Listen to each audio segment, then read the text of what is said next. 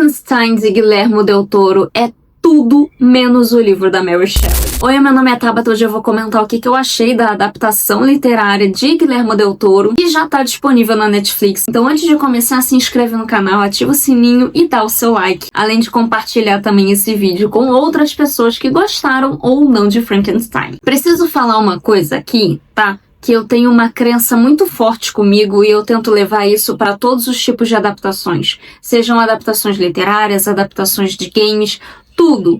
Eu sempre gosto de separar a obra.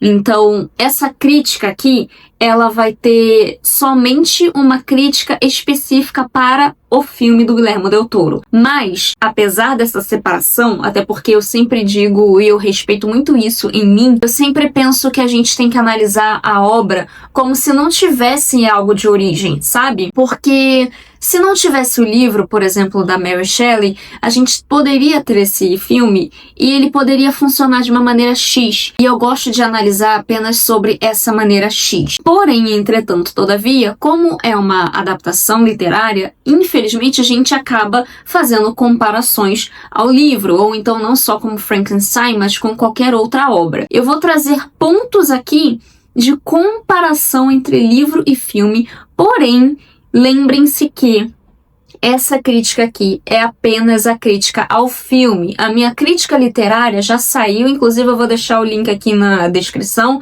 mas eu já fiz a minha crítica sobre o livro, então eu tenho um pensamento X sobre o livro e eu tenho um pensamento Y sobre o filme de Del Toro, ok? Só tô deixando esse recadinho só para evitar qualquer tipo de desentendimento e eu espero que você compreenda o que eu tô querendo dizer, mas se for necessário eu explico de novo quando a gente for falar mais a fundo sobre Frankenstein. Então vamos começar. Já vou tirar o band-aid, eu não gostei da adaptação de Guillermo del Toro. E por quê?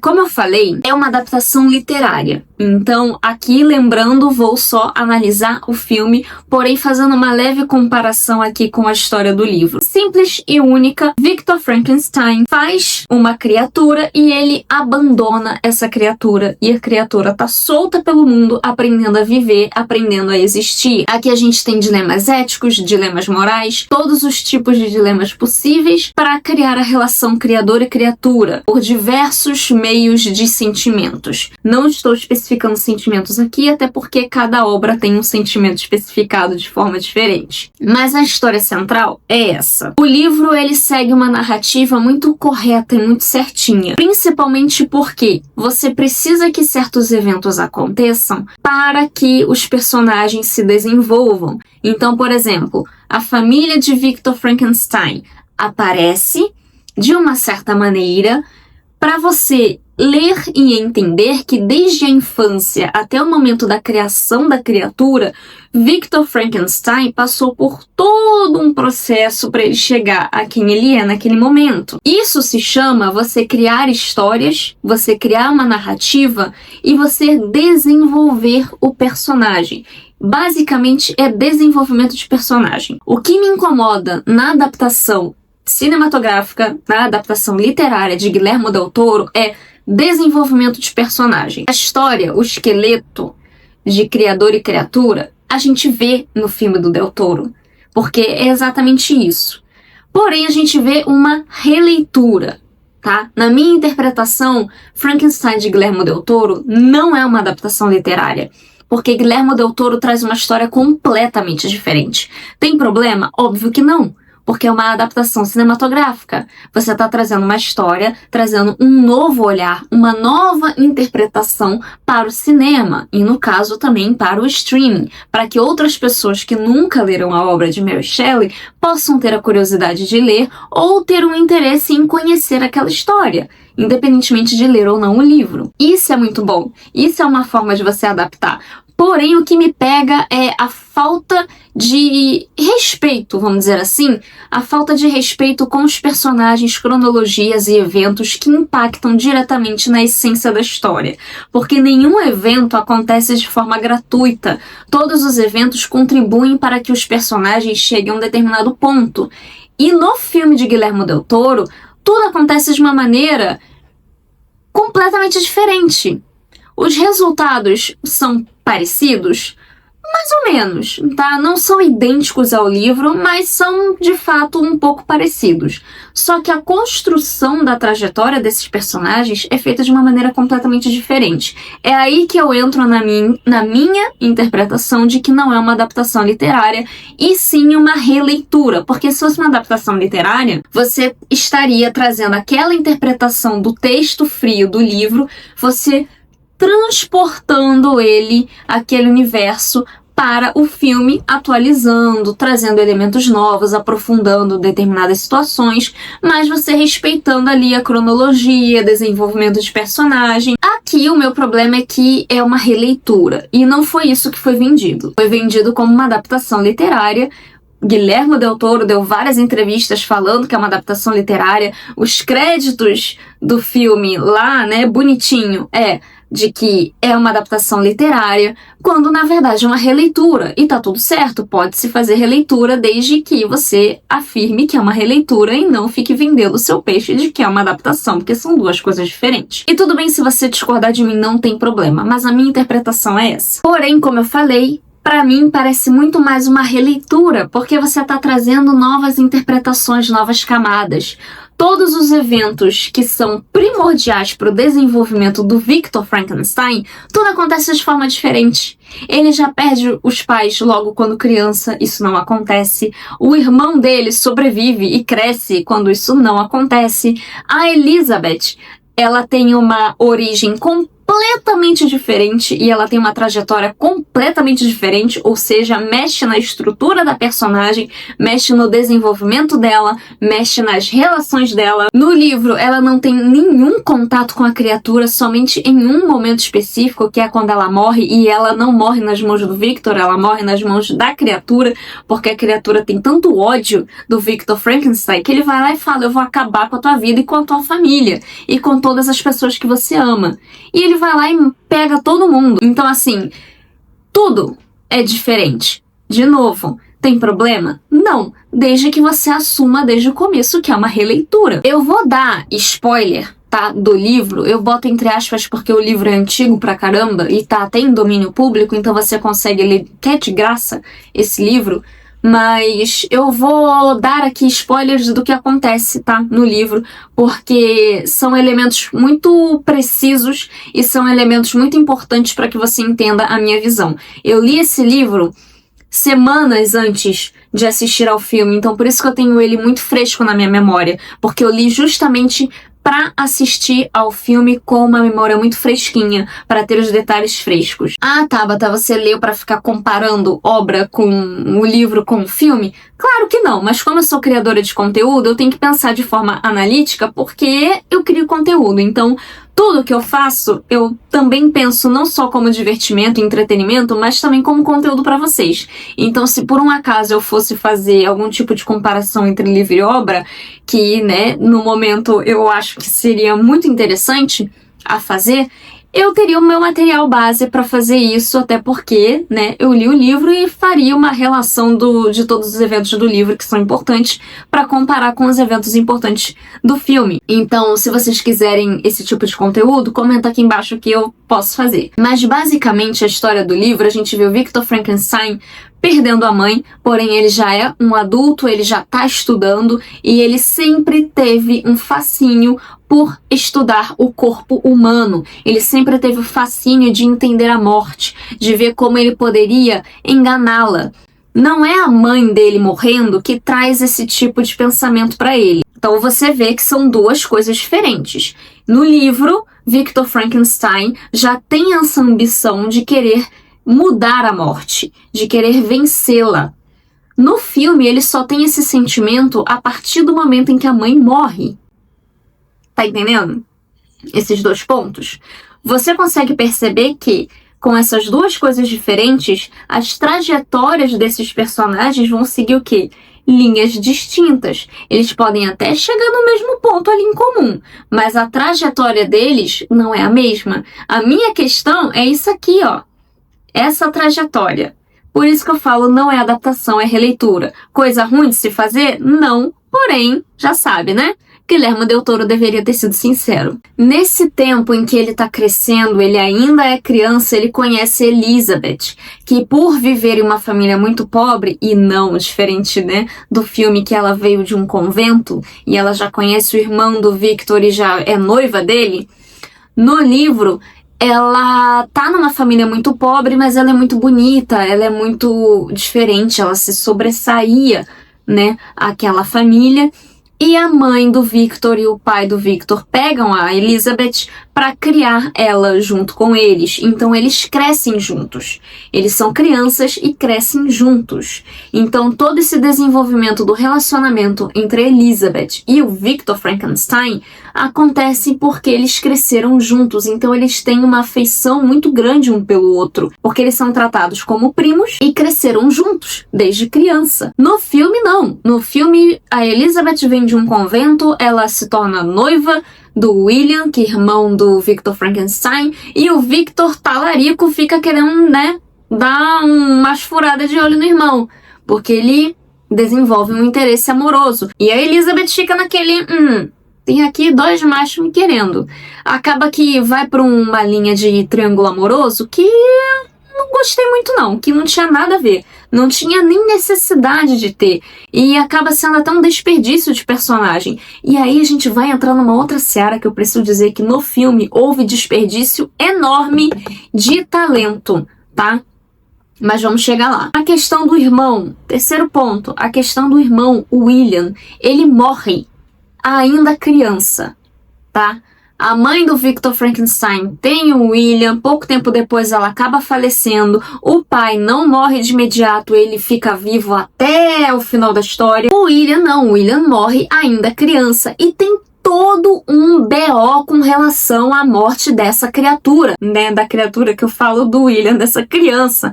Tem todo um rolê, porque acaba tendo suspeita de assassinato, essa suspeita de assassinato acaba recaindo na família Frankenstein, porque tem uma personagem chamada Justine, que inclusive nem apareceu no filme, que ela é condenada à morte porque ela é a maior suspeita. Tem todo um BO por isso, porque a criatura já existe, ele acaba matando o William, ainda criança, ele não queria matar a criança, ele tenta meio que fazer com que a criança não se assuste, não fique gritando, e ele acaba tampando a boca do William, só que ele acaba sufocando. E a criança morre na mão dele, da criatura.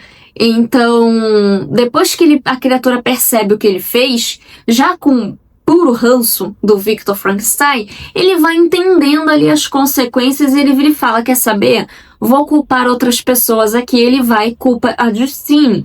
Ele coloca o cordão do William no bolso do vestido da Justine e ela acaba sendo a principal suspeita por isso. Tanto que ela morre. Por conta disso, ela leva a culpa. E o Victor Frankenstein acaba percebendo que aquela morte, tanto do irmão do William quanto da Justine, ocorreu por conta da criatura. E ele fica se culpando, ele fica alimentando a raiva, o arrependimento, fica nutrindo sentimentos ruins e remorso, porque ele percebeu até que ponto a criação dele chegou. E isso é muito importante para a história e a gente não vê isso. Quarto ponto aqui que a gente entra é que a relação do criador e da criatura, no filme ela foi muito retratada como uma relação de pai e filho muito tóxica, de uma forma muito abusiva, de uma forma de submissão, arrogância, de superioridade. Victor Frankenstein, ele age com a criatura como se ele fosse superior a ela. Ele a todo momento tem a vontade e o ímpeto de acusar a criatura de que ela é desprovida de inteligência. Ele tá o tempo inteiro fazendo isso. É bacana, é interessante, mas fica muito vazio, porque você não traz também muitos elementos de como era a convivência paterna do Victor Frankenstein. Você mostra ali que o pai era exigente, que queria que ele estudasse medicina, o corpo humano, ele caga e anda pra mãe, a mãe morre, ele fica com raiva, o pai morre depois, quando ele ainda é criança, e fica por isso mesmo. Você não desenvolve nenhum tipo de abuso, só uma ceninha que bate assim, mas assim, você não desenvolve nem o sentimento do Victor Frankenstein. Você não vê se o Victor sentia tristeza, se ele sentia remorso, culpa, se ele achava que o pai odiava ele. Não, você não vê nada disso. Você não tem profundidade dessa relação pai e filho. Então, se você quer colocar que o Victor fez com a criatura o que ele tinha com o pai, você não tem base para você fazer essa comparação. Então eu sinto que o Guillermo del Toro tentou fazer isso, mas ele não conseguiu porque ele não desenvolveu direito a relação pai-filho com o Victor Frankenstein. Já no livro, existe sim uma relação tóxica entre pai e filho, mas não é tão latente. O que pega mesmo é a ausência materna. A questão da mulher no livro é extremamente importante e isso não é usado, é transferido para uma ausência paterna, vamos dizer assim. Uma das coisas que mais me pega também é que no livro ninguém sabe do que o Victor Frankenstein tá fazendo. Ninguém. Ele tem um melhor amigo que também não aparece na história, que é o Clerval, que ajuda ele em muitas coisas, principalmente nos estudos, mas ele não tem ideia do que o Victor Frankenstein tá fazendo. Ele não sabe de nada. Ninguém sabe de nada. Todo mundo ali tá agindo normalmente, vivendo suas vidas, e Victor Frankenstein, ele carrega aquele segredo até o momento que ele é encontrado pelos navegantes, que o filme começa justamente no começo do livro, né? As duas obras começam exatamente da mesma forma, o Victor Frankenstein sendo encontrado por navegantes e o Victor contando a sua história. Isso pelo menos é respeitado, né? Pelo menos isso. Agora, a questão do Victor Frankenstein ter trocentas pessoas sabendo e até metendo o bedelho, inclusive até sendo pressionado por investidores, tipo, what the hell? Sabe? Seria interessante se fosse bem feito, mas o Christopher Waltz foi completamente desperdiçado e, cara, esse homem é magnífico, é um excelente ator e usaram ele pra nada. Pra ser só um investidorzinho chato, que inclusive é tio da Elizabeth. Ou seja, faz diferença nenhuma para a história. A existência dele ou não é nula. E aí a gente tem no filme uma invenção de história, obviamente, invenção de arco, e você vai percebendo que aquele investidor não está interessado na ciência do Victor Frankenstein, mas sim porque ele quer curar ele próprio, ele quer usar os estudos por interesse próprio, né? Bacana, mas assim, cadê as motivações? Cadê? Por quê? Ah, porque ele tá doente. E é só isso? Pra mim é complicado você engolir isso e achar que tá tudo certo. Mas se você acha que, não, isso é o suficiente, beleza. Pra mim, não é suficiente. Ainda mais pra um filme que tinha 2 horas e pouca, né? Então, tinha tempo suficiente pra desenvolver arco de personagem aqui. Questão da criatura. Incomoda o fato de que todo mundo resolve ensinar coisa pra ela.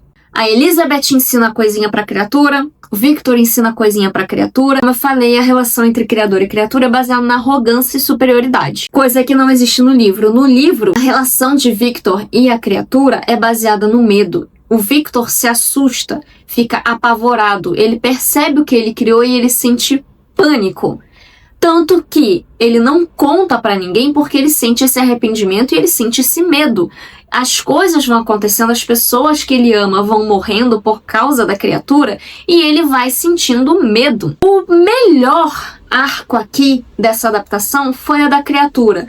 Apesar de trocentas mudanças, é um arco que, beleza, tem alterações, mas é respeitado. Discordo do fato das pessoas terem que ensinar a criatura, porque a criatura não recebe ensinamento de ninguém, nem do velho. O velho cego, ele tenta se aproximar. No dia que ele tá lá se aproximando, ele é pego pela família, a família se assusta e ele acaba sendo recepcionado a tiro, pelo medo do desconhecido, até porque a estrutura e a essência da história é essa, você sentir medo do desconhecido e você anulá-lo da sua vida. Você deixar de lado por conta do medo, pelo pavor. E o que isso traz de consequência? Inúmeras questões filosóficas aqui também, tá? Que a gente pode adentrar depois. Mas tem muita coisa que não foi explorada direito no filme. O filme seguiu uma outra parada. E, de novo, tudo bem, não tem problema, desde que o Guillermo del Toro não batesse a mão e falasse, é uma adaptação. Não é. É uma releitura, tudo certo, mas não me agradou. Até o arco da família lá do chalezinho acaba sendo diferente, porque não é uma família toda. A história da galera lá do chalé era muito interessante, porque era uma família rica que foi enganada, sofreu um golpe, ficou pobre. E por ter sofrido o golpe, né, foram exilados. São exilados da pátria deles, e eles acabam morando naquele chalezinho para tentar recomeçar a vida. E eles têm uma tristeza imensa, porque tudo isso é levado por dois irmãos. O menino, ele era apaixonado por uma moça e ele acaba levando o golpe do que seria o sogro dele. A menina não sabia e nem ele sabia dessa treta toda do golpe. A irmã, né, coitada, entra nesse balaio, e o velho cego também é dessa família. E todos eles acabam sofrendo por conta desse golpe. Tem a história dessa família que, né, é muito mais aprofundada, muito mais detalhada no livro, que não aparece no filme. Tem a questão da criatura aprender o que é uma convivência e relação humana. Ele aprende a ler. Ele lê livros de filosofia, ele lê livros de histórias, romances. Ele aprende, ele estuda e ele começa a falar, né, bem, até conhecer a vida, conhecer as relações, a partir do momento em que ele tá lá escondidinho nesse chalé. E sem ele ter contato com a família, ele vê como é que é uma dinâmica familiar e ele tenta ajudar aquela família. E aí ele percebe, beleza, tô me aceitando aqui, eu posso me apresentar a essa família. E quando ele se apresenta, o velho tá cego, e aí obviamente não tá vendo, e ele sente que ele consegue ali ter uma relação saudável com aquela família. Mas quando ele é recepcionado pelo menino e pelas duas moças, a irmã e a noiva do moleque, as mulheres se assustam, entram em pânico, o cara também entra em pânico e começa a expulsá-lo, porque ele tá vendo uma criatura, e aí a gente vai entrar em outro ponto, uma criatura terrivelmente assustadora. Uma criatura medonha, abominável, horrível, horrorosa. E aí você olha o filme, você vê uma criatura bonitinha, simpática, que você vê por completo os traços do Jacob Elord, que é um cara bonito. E aí você também quebra muita coisa dessa história, porque o ponto alto da criatura é ele ser alguém tão desprezível na sua fisionomia, tão horrível, tão abominável, que as pessoas sentem medo dele só de olhar, que sentem pavor dele só de estar olhando para ele. E aí começa a rejeitar a criatura por conta disso. Também é um ponto da rejeição do Victor Frankenstein, que ele vê aquela criatura tão medonha e assustadora e abominável que ele rejeita a criatura. Então sim, a aparência da criatura importa pra caramba na história. E no filme a gente tem uma criatura tão bonitinha, tão simpática, que, nossa, deixa eu cuidar aqui da criatura. Temos uma relação de empatia? Óbvio que a gente tem nas duas obras. Mas aqui, a empatia do filme é muito baseada na beleza da criatura, mostrando que a criatura, na aparência, é inocente. Mostrando que, na aparência, a criatura ela pode ser provida de bondade só porque é bonita. Já no livro, não. No livro, ninguém pensa que é um ser que pode ser provido de bondade, porque sua aparência é tão asquerosa que todo mundo só pensa o ruim e o pior possível. Tá vendo como é que as coisas são diferentes? Tudo bem, não tem o menor problema de fazer interpretações diferentes, mas tá vendo como eu tô provando pra você que não é uma adaptação e sim uma releitura? E tudo certo de ser uma releitura? Só que assim, tá vendo? São coisas completamente diferentes. E fazendo coisas diferentes, você faz com que os personagens acabem indo para pontos diferentes. Isso que me incomoda tanto em Frankenstein de Guillermo del Toro. Um dos principais, eventos principais, que é a relação familiar. Tudo bem, relação familiar não vou nem entrar tanto porque cagaram tudo, né? Mas assim, existe conflitos familiares. Existe a obsessão do Victor Frankenstein em querer conhecer o corpo humano e vencer a morte.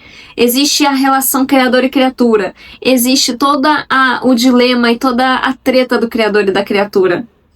Esses pontos existem, mas eles são feitos de uma maneira completamente diferente. Que mexem com a estrutura da história, que mexem com a cronologia, que mexem com os eventos, que mexem nos desenvolvimentos de cada um dos personagens. Por isso que pra mim, não deu.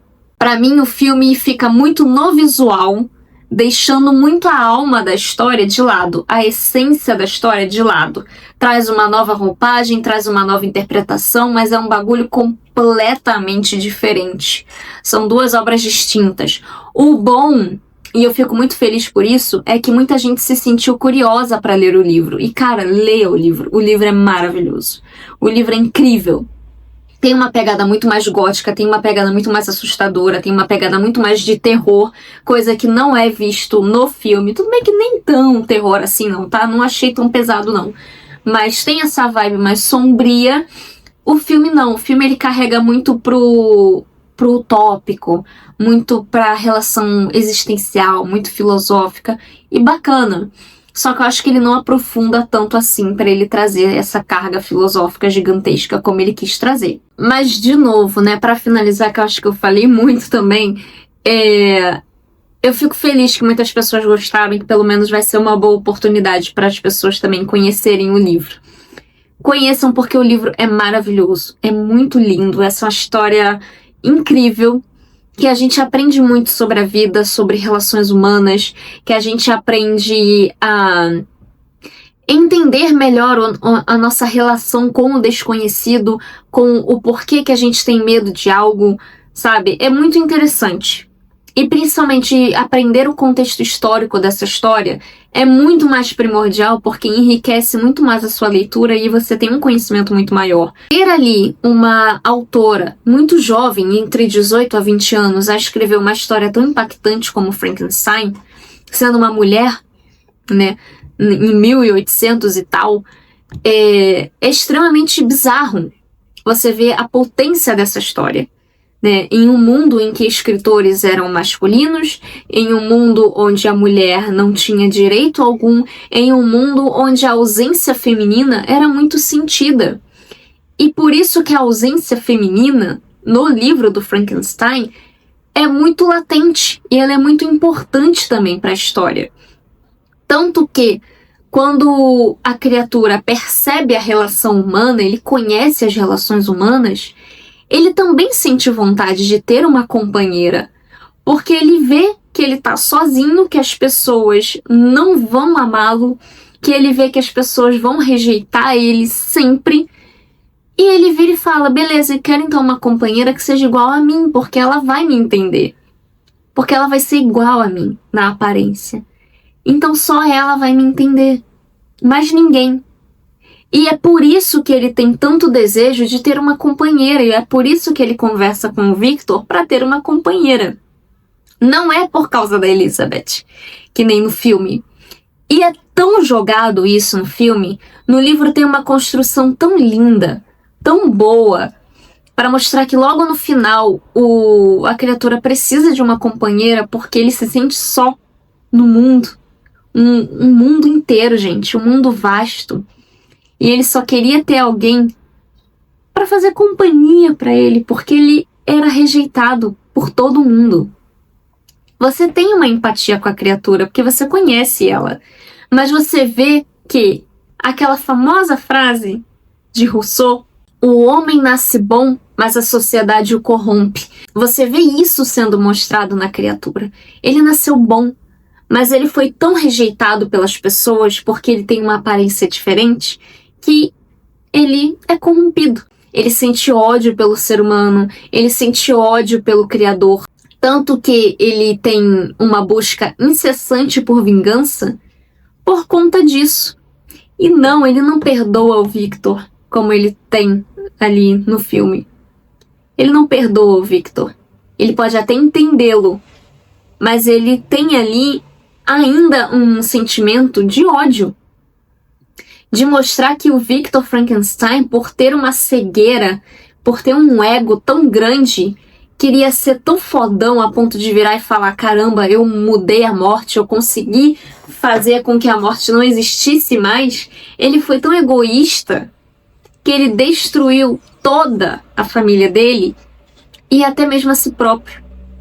E o egoísmo tá até na questão dele negar uma companheira para a criatura.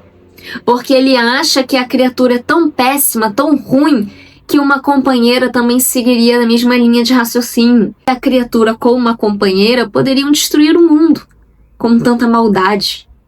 E a criatura sequer tinha maldade. Só teve porque foi rejeitada. Só teve porque foi odiada. Só teve porque todo mundo virou as costas para ela. Ah, a mensagem é parecida? Parecida. Mas você percebe com esse vídeo o quanto as construções dos personagens foram diferentes? Por isso que eu falo que Frankenstein é uma releitura. Não tem nada de Mary Shelley. Mary Shelley podia ter sido muito mais respeitada, porque ela foi primordial para a nossa literatura, principalmente para a literatura gótica. E Guillermo del Toro tinha a faca e o queijo na mão para trazer toda a glória para uma mulher que viveu em uma época em que ser mulher era horrível, e que ser uma escritora mulher seria tão péssimo para ela porque ninguém levaria ela a sério. E ela trouxe uma obra-prima que tá aí pra gente até hoje e que tem várias e várias releituras. Eu espero que vocês tenham gostado desse vídeo. Comenta aqui embaixo o que você achou. Seja respeitoso, não é porque eu não gostei que você é obrigado a não gostar, e não é porque você gostou que eu também sou obrigada a gostar. O cinema é belo por isso, por cada um ter uma visão diferente. Então, seja gentil aqui nos comentários e vamos conversar sobre Frankenstein, tanto de Mary Shelley quanto de Guillermo del Toro. Me siga nas redes sociais que estão aqui embaixo da descrição do vídeo, junto também com a minha newsletter, onde eu coloco as críticas em primeira mão por lá e matérias especiais. Se inscreve no canal, ativa o sininho, dá o seu like e compartilha esse vídeo com alguém que gostou ou não de Frankenstein. É isso, até o próximo vídeo e tchau!